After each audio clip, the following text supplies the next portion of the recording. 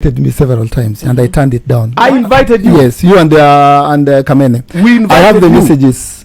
But Kwams, when I saw you coming to Kiss, interview up. Last time I was here, I've never been here, and for obvious reasons. All right. So before we go any further, gentlemen, there are a lot of people who are listening and they're trying to understand why you have beef. Why do you have beef? Let me explain. Obina, we used to respect each other as brothers, as artists.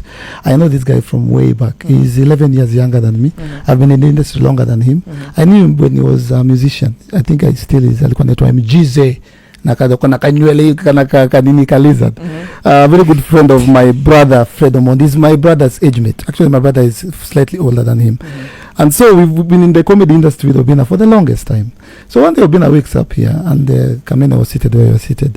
And I did some advert. And you know the comedians dress. To play roles, to play characters from time immemorial, from the days of, so Martin Lawrence akifanya Big Mama, Eddie Murphy. At that point you were cross-dressing. I was cross-dressing. It went viral. And the one for I was dancing. I went all out. Literally all out. So the last person I expected to attack that clip was this man. Hold on. I have a question. Yes. Where will you not do your thing? See any post? Okay. So I did not understand this. Understand this. Eric, Eric, when you have don't you think that you're misleading the society when you na behave? Ukavaa wig, ukaanza kutua kivi kama Shakira. Nikasema Eric, uko 55, si ndio? Mtu wako 55 akifai kwa na behave hivyo. This guy is co-presenter on air. Asked him, Obina, aren't you a comedian?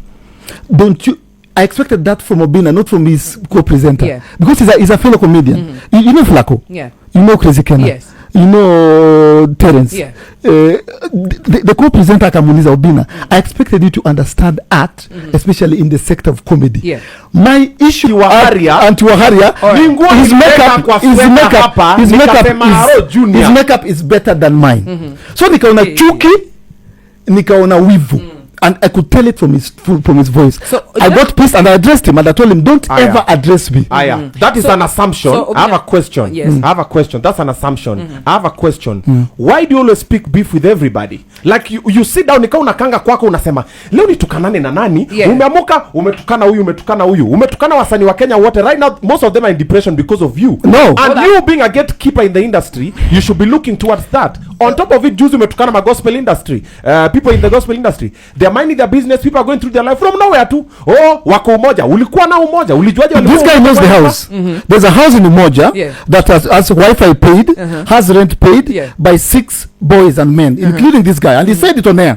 He knows that house. I didn't want to go that direction. You are listening. Is one of I listen. I listen because of you. If there's a way I could tune into only your part, I wish there was that technology. This guy admitted on air that he knows the house, and I didn't want to go that direction. There are 6 of them. Wanalipa Wi-Fi, wanalipa rent, wameka vitanda, sio kitanda in Umoja. He knows the house. But on a real though, why does this bother you? I mean, and this is a question actually from one of our listeners. A lot of listeners have asked why. In fact, there's one particular one, and I have to read it. She says, "Why would you attack the music industry while the comedy industry is in tatters?" She said tatters. It's not. Let me answer that question. Have you ever seen an international comedian come into this country or into this city and fill up a show at KCC or at Ngengres Coast to the brim? Basket Mouth, Salvador, Ann Kansime, you name them. Have you ever seen any one of them? Clint the Drunk amekuja kwa hii city akavamia akajaza. Never ever. But Ruge is here every weekend. Harmonize amekuwa Embu says the person who spent it is there like Ruga. These people were under attack, and me, as he says, I'm the gatekeeper. My soldiers are asleep. We have if your soldiers are asleep, you are a bad general. I'm waking them up. You can't wake them up by insulting them. That's not what you do, Eric. Kwamboka, I am a conversation creator. Starter. So you do you do this controversy to start the conversation? Because, for example, let's look at the EO clip here, the gospel artist. And for those of you who are listening, we're also streaming live on Facebook. You can check it out. If you've got any questions, remember to use the hashtag Kwamboks and Obina. It is pertinent that we ask you. Hakuna venye ungeitawa say uende u have lunch now wa show hiki tu yani personal. Hana pesa ya kununulia lunch. Obina relax. Hana pesa. Inakadika unawataka. I'll explain why. The the whole nation is having a conversation now about the gospel industry or ministry or gospel musicians and where they went and who's where, and they are responding. Yeah. All of them have responded. Do you know why? I'm a parent in this industry. Mzazi atanisamea kidogo mtuva. Mimi ndo mzazi. And I know how to poke, which button to press to start the conversation and to wake up these people. If I went and called Jimmy Gate, sasa bro ni aje, uko aje? Mazali nilikuwa na feel hivi. Na first of all, hiyo message imetoka kwa Mungu. Ni Mungu alikwambia it's a message from God to his servants who are asleep. Now, just to be clear for our listeners, you're saying that God gave you that message. God gave me that message to give to Daddy Owen. Verbatim or paraphrase? Yeah. Ni wazake direct kama uli paraphrase. You umeanza kuongea na Mungu. Now is when you're talking to God now, Eric. With everything you've done, at the end of all the people in Kenya, God picked you. God can use anything. He used a donkey. Good example. Believe it or not, God can use a donkey. Even Obina. God can go that low. Masterpiece responded to you and he said to leave him out of it. I mean, the reality, and I'm not judging anybody, you can commit to do like a gospel song and then just realize pressure ni mob ni afadhali ni backslide. Inakuwashia wapi? Inaniwashia kwa sababu Kenya used to be number one in music. And gospel music was the identity of Kenya. Remember the days of unakumbuka Kapungala? Ali katika tu mpaka takatinko mpaka katakataka wahome. But you know what? Why are you blaming gospel artists? You know it's gospel DJs. I mean, it's DJs that no. the club. So we dance in the club. Do you know what Jimmy Gate does nowadays? What does he do? He sells laptops. Well, by the way, you need true story. Ni true story. Go to his Instagram. Kwani hawezi kuwa na side hustle? Side, not main. Sasa when was the last time Jimmy Gate alimba? I don't know. I don't listen to Jimmy. He traded himself 2.5 years ago. And comedy pia, I'll come to these guys. Let me explain something. Nilianza na kina BN. Wameamka. Unajua kali kafa kutoka wapi? Australia juzi. BN sasa yako London. Wameamka, wanaamka bila kurealize by force. Nikakuja kwa gospel. Let me tell you, my next target are these guys. What's up with this cross-dressing? What has cross-dressing got to do with the play 75%, which is in parliament? Yeah, so she says the antics sometimes confuse her, so she's not able to see if it's a serious issue for you. I'm a comedian. And the moment you see me in parliament, just know things got serious. And it started as a motion, now it's a bill, and very soon President Ruto will sign it into law. Why do you care so much for Kenyan music? Because I am the only one left in the industry from my generation. I P-Unit, Daddy Owen, Waire, who I respect very much. Those are the legends, I respect them. When we used to do Safaricom Live, the entire team is no longer there. When I get, tulikuwa na Jaguar, alienda siasa, tulikuwa na Daddy Owen, tulikuwa na Nameless Wahoo, tulikuwa na Kidum, tulikuwa na all that class. The class of 2011, they left me. Mimi nimebaki peke yangu na hawa toi. Unaget? So sometimes when I sleep, I'm like, ni akina nani? Obina. Stop pointing me, bro. I've been telling you. Obina, but it's true. Si yako na ID. Yeah. No, so, you can do true because it's 55. So I mean, so you compare. Watu wanasikiza. So it's very personal to me, and I feel that it is my obligation as the president of entertainment in Africa to ensure that Kenyan flag is in a pepea kulenje. But why not focus on comedy? Because I tell you, the struggle that you're focusing on in music, Panguza kwako. Comedy is also. I mean, I told you. Who is at the level of, say, like Trevor Noah has left, right? Yes. Eric, why aren't you going for that seat? I'm going for it. Possibly. Let me ask you a question, genuine question, and I'll ask this upcoming musician as well. My goodness. This is a genuine question, and he can answer as well. Tell me the truth. Announcing Ibambe in Africa, which has 52 nations. Is there a comedian currently that can be compared to Eric Omondi? Wengi sana wanakutandika. Nani? Wengi mimi.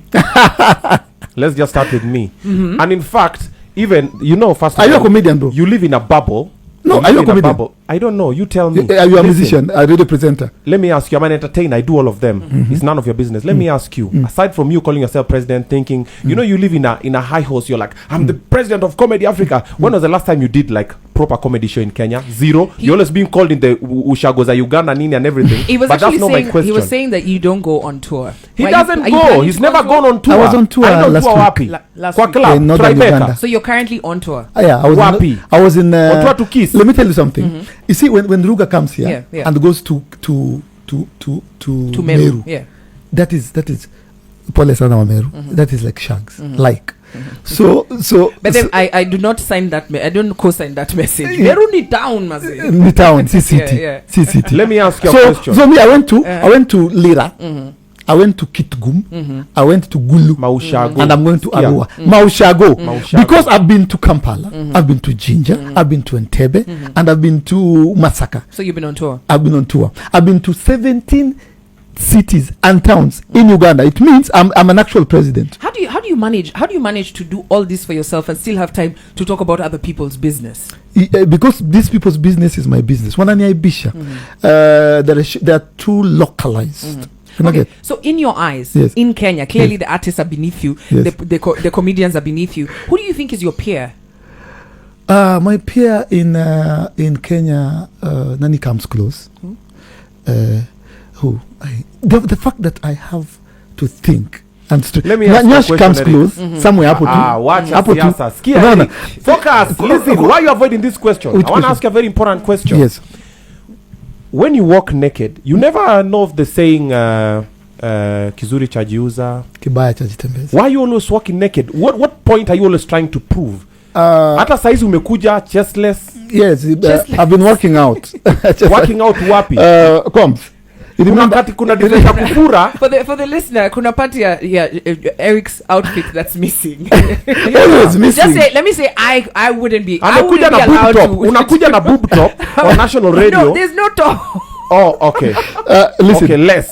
Boob top less. Listen. Right, just to finalize, right? Just to finalize. Hajanijibu. Nakujibu sahi. Swali. Yes, no yo. Why are you always walking naked? Like you never feel like the younger generation is looking up to you, like you need to cover yourself, behave appropriately like your peers. And the question I'll answer this question, but ask me yours. The question has been raised, and and people who are looking up to you, a lot of comedians are actually looking up to you on your entertainment, right?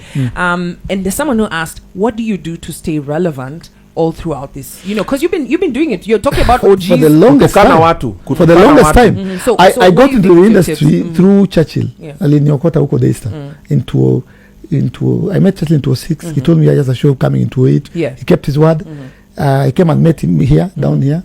I was officially introduced to the industry in 2008 June or July. Let's count 8 to 20. That's 15 years. It's been 15 years. And I'm the most relevant. I'm the most followed. Wow. How do you do this? Because I am current. I am versatile. I am unpredictable. And that's my issue with the entire entertainment industry. Do you think the antiques also help with that? That is showbiz. All right. That is showbiz. All right. That's why I'm dressed like this. Oh, that's why. Showbiz. Listen, Eric. If you have a point to prove, just come out. It's a safe space. Stop hiding in a hole, and people already know you're out there. Just come out and tell people, guys, listen, I'm fluid, or I'm like this, or I'm like that. Sip Stop wine. Anava thong, Anava weave. Here's Adele coming through with I Drink Wine.